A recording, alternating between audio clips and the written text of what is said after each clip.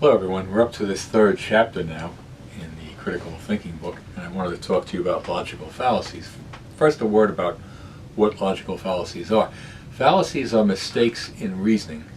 In the case of informal fallacies, which is what we're going to be doing, not formal fallacies which occur in P's and Q's. If P then Q, Q so P would be an informal fallacy, an example of that. But an informal fallacy, that would be a formal fallacy, but an informal fallacy is a mistake that we make in everyday reasoning. And so I wanted to talk about four very common ones. They are a personal attack, or ad hominem, appeal to force, or ad baculum, appeal to the majority, or ad populum, and appeal to pity, which is ad misericordiam. First, ad hominem, which chapter 3 goes into. An ad hominem fallacy, the Latin is revealing. You don't need to know the Latin, but ad hominem means to the man. And it's when you have the fallacy of attacking someone's person instead of their ideas. You're not supposed to do that. There's a certain president who seems to call names all the time, but in fact that's not the ideal of good conversation. The ideal of good conversation is that you have a debate between the ideas, which is better, this trade agreement or that trade agreement, this military strategy or that military strategy. It's not supposed to get personal. So in an ad hominem attack, though, of which there are several varieties, let's start with the name calling first. You might call someone a jerk, or in the 1960s, pinko and terms like this.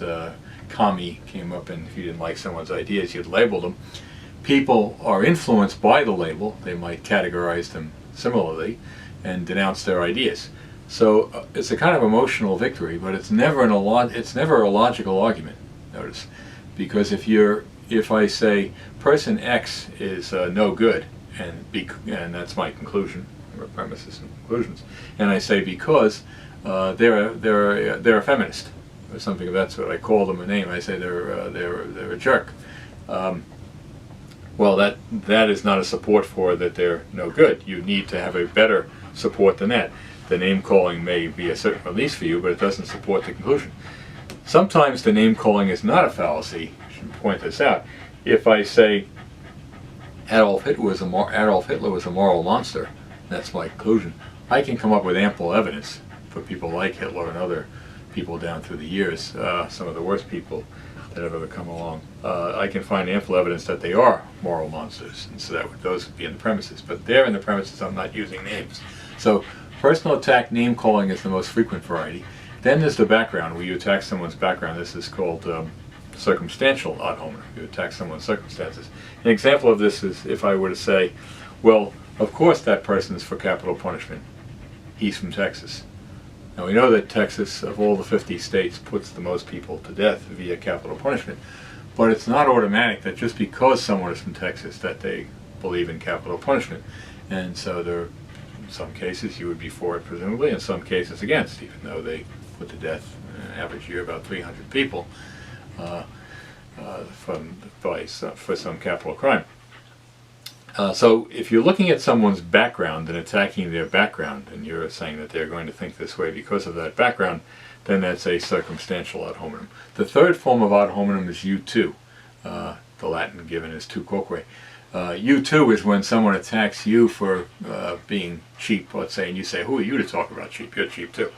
Or the doctor says to you, I think you should lose 15 pounds.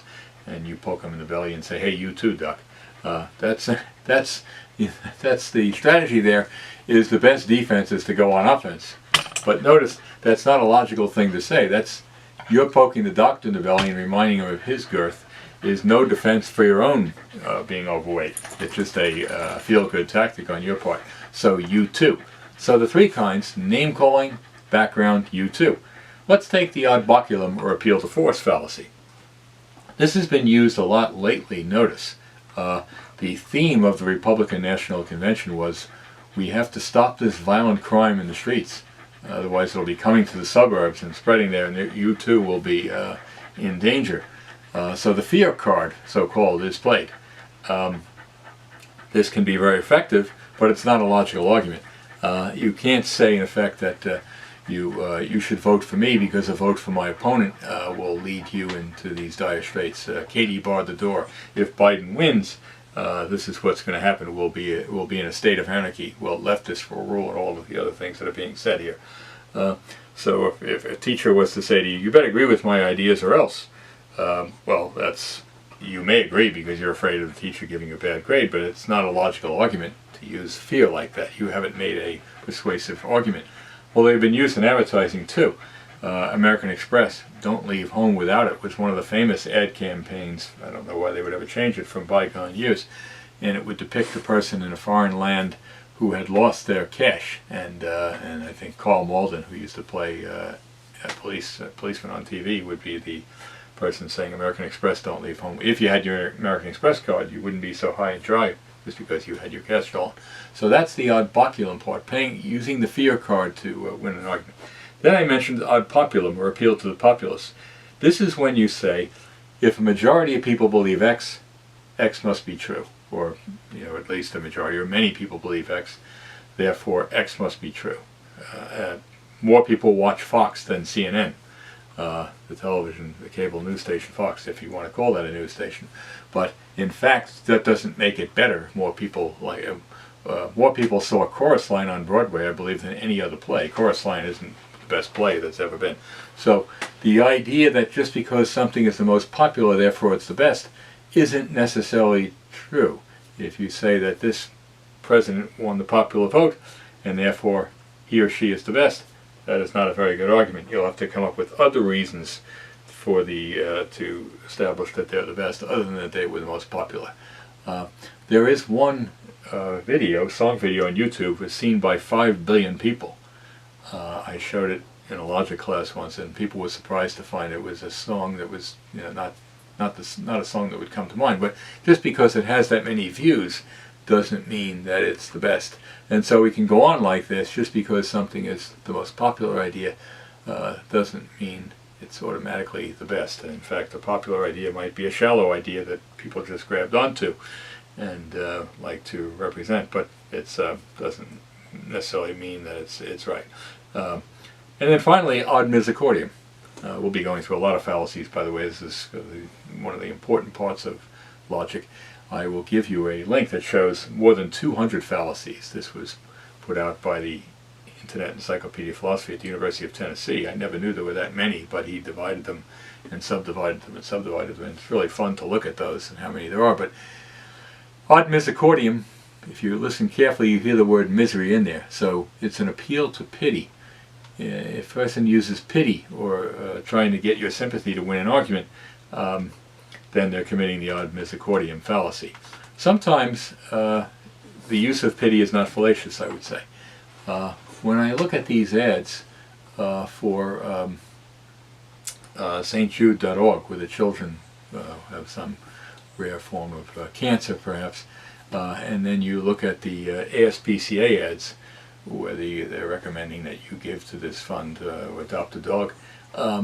These are pitiable cases. Is it a fallacy to say that they deserve consideration? I don't know. So just as all name-calling is not a fallacy, we could say that all use of pity is not a fallacy. But clearly there are many cases where it is a fallacy.